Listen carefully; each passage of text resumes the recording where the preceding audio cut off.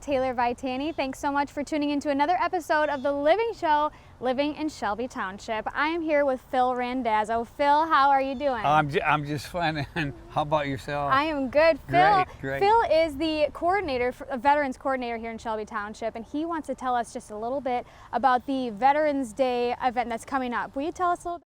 I'd be happy to do that. Thank you very much for the opportunity. Yeah, of course. To do that. Yes, this I like to invite the residents of Shelby Township here, and especially all the veterans that we have. We have a ton of veterans, and there's people here in the community throughout Macomb County here, and that would like to thank the veterans for their services that they did for our country. And so coming up here on November 6th, on a Sunday, at 1:30 p.m. we will have a ceremony. Where's that going to be located? It's going to be right here, right where we're standing here, 24 Mile in Van Dyke. Okay. You can't miss it, you know, going down Van Dyke, you'll see the people. You just make a right hand or left hand turn into the driveway. Oh, okay. So it's easy to find. You see the flags flying out here, all the patriotism that is. Mm-hmm. But once again, back to the veterans itself, you know, I like to see the veterans get out here. They have a lot of people that support them for what they did, and I know they're kind of hee-hawing around about it, but you got to get your butts out here, guys, and enjoy it. It's very, very comfortable. And everybody from the township here, all the dignitaries from the county and Shelby, they will also be present here to shake the hands of the veterans, so that they can take hold of their positions and do their jobs. Yeah. You know, it takes a whole bunch of people to do one thing. So I got one question left for you. If people want to know more about it, if people want to, you know, do people give money, or if people have questions, who do they contact about that? Well, you know, there's a place you can contact the supervisor's office, and that's 731-5154, and all the answers are there. All right. Okay. All you have to do is just call that number. Once again, 731-5154. Amazing. It's fantastic. We so appreciate you being the one to put this on, and really it's going to be such a great day and a great event, and we cannot wait for it. It always is. It always is here in Shelby Township. Yeah. Well, thank you so much for meeting with us today and talking a little bit about it, and we hope to see all of you here on that day. Thank you so much, Phil. You're welcome. You're very welcome. Thank you. Humans have been gathering around fires, sharing stories for centuries. It appears these hot ashes are about to be dumped, which could possibly start a wildfire. Oh my gosh, bear! Wait just a minute.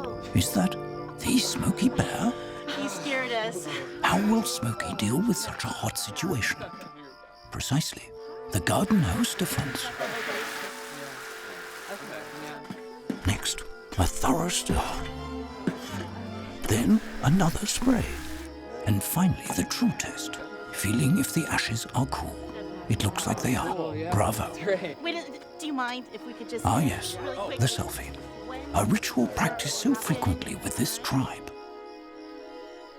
But not so much by Smokey Bear. Just 1 second, Smokey, wait. Only you can prevent wildfires.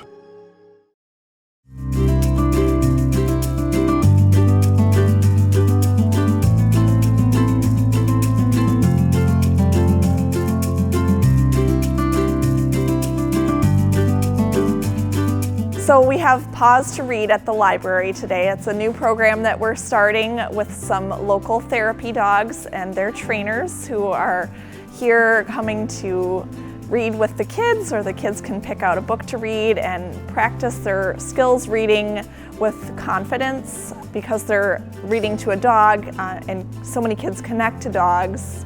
They might feel more confident in practicing their reading aloud because they're not nervous as they might be reading to a person, a teacher, classmates. This will hopefully give them more experience so that they can get better at doing that in school and feel comfortable. But we thought we would try it and see. I've heard some other libraries have done this program before, and I've seen it had good success. The organization that we're working with is called the Fur Angels. They're a local Michigan group that has a bunch of dog owners with trained therapy dogs, and they do all sorts of charity events, whether it's visiting at hospitals or working with kids.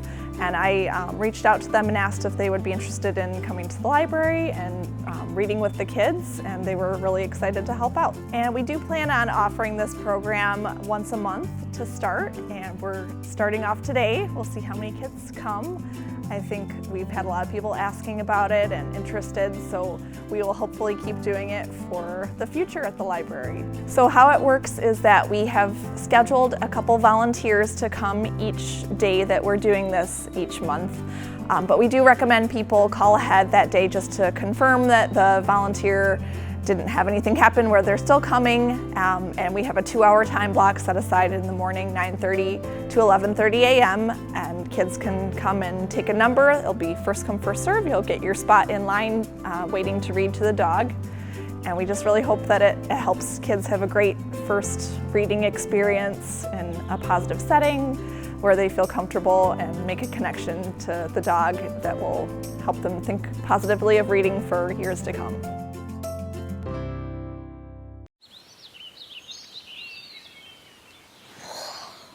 Oh, look, a redhead. Staring contest.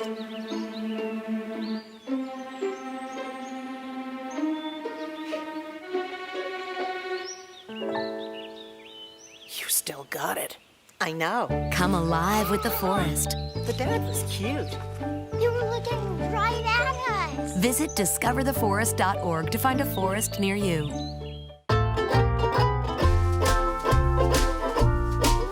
This week, Shelby TV tagged along for the Bow Wow Luau. The Bow Wow Luau is open to dogs of all sizes. There was a morning event for dogs 35 pounds and under, and the afternoon was reserved for larger sized dogs.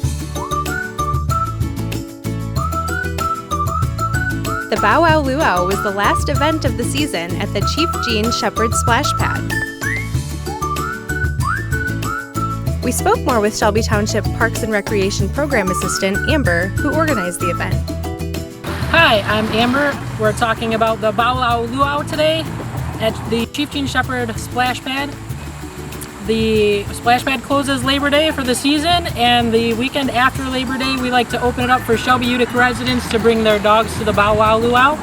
And it's just a great way for dogs to come out and Shelby Utica residents to come out and enjoy the Splash Pad with their dogs, and they can socialize with other dogs and families in the community too as well.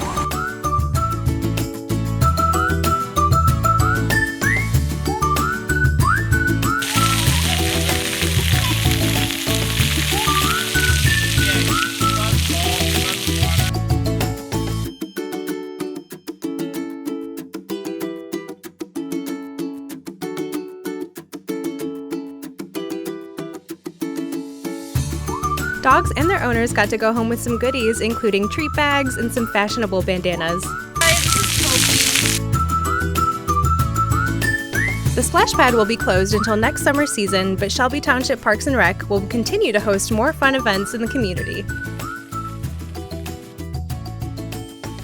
Stay up to date on future events by visiting the Shelby Township website at shelbytownship.org or follow Shelby Township Parks and Recreation on Facebook.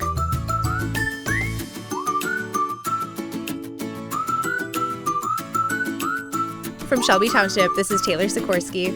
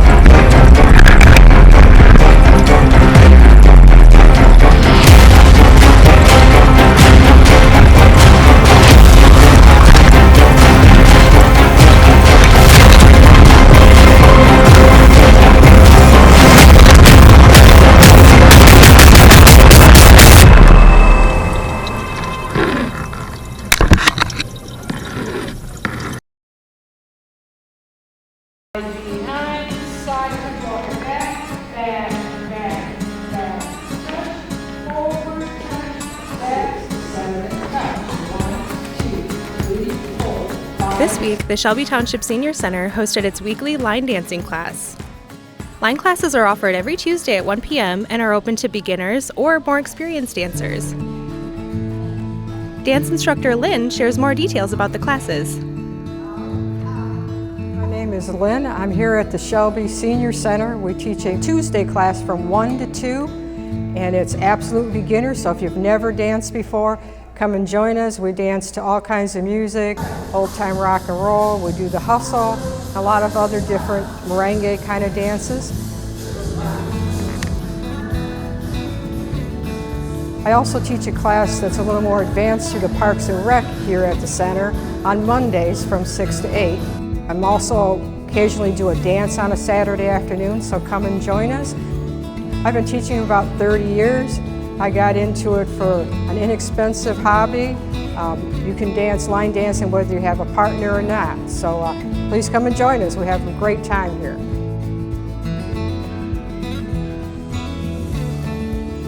This is just one of many classes offered at the Senior Center, so if you're interested in getting involved or trying something new, feel free to check out the website at shelbytownship.org.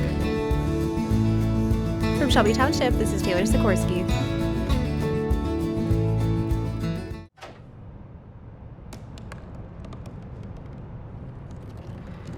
They said I couldn't dream. Called me a piece of trash and swore that's all I'd ever be.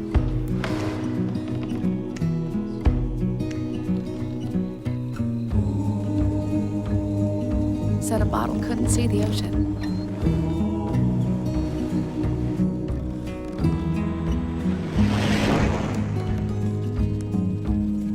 Give up. Go back to the dumpster. But I didn't listen. I made my way.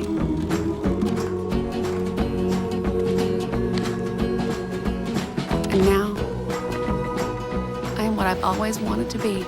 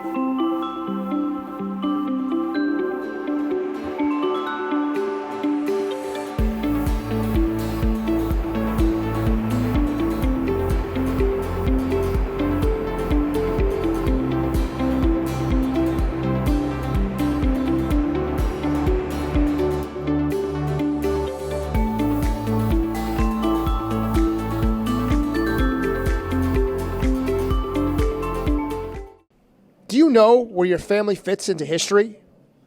Down at the Shelby Township Senior Center, a few residents delve deep into their family's past. I think they did a survey one time, and there's a lot of people that don't even know what their nationality is. And some people are even having their DNA done just to find out what nationalities they are. So it's kind of nice to know, where your people came from, because we're all immigrants at some time or other. Patricia Hallman shares her expertise and gives some tips on how to get started on your family's genealogy. But you put in, like if you know your grandparents' name, you put their name in. If you know what year they were born or what year they died and what city they lived in or what country they were born in. The more information you put in, it narrows down, because the computer does the search for you. And because somebody just put in a name and I think a year that they died, and there was over 1 million results. So she wouldn't live long enough to look at all 1 million of them. So you need to put as much information as you have. So, but when you're starting out doing genealogy, you talk to the people that are around. Any your older relatives that if they know, the grandparents' names or what town they came from, what church they belonged to, even what school they went to or something. You can find out a lot of information through that. If you've looked into your family's genealogy recently, but didn't find much, look again. There's a lot of places that still, somebody will say, I can't find anything because the record's burned or they were lost or whatever. There's a lot of stuff out there.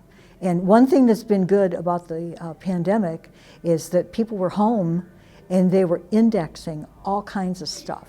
So if you haven't looked online for any kind of family history information, look again, because there's a lot of stuff. So if you're interested in looking into your family's past, just head over to the Shelby Township Senior Center.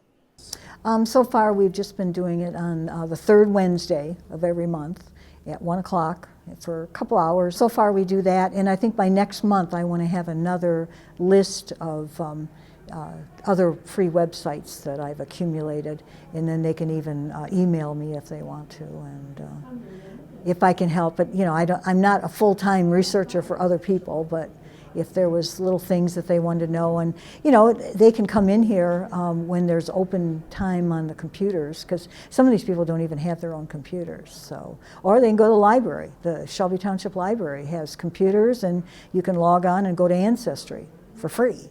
So that's another place that you can look, and a lot of interesting things out there. So you'll find out things that you never knew, and that maybe you didn't need to, but it's kind of fun. Living in Shelby Township, I'm Andrew Shelsky.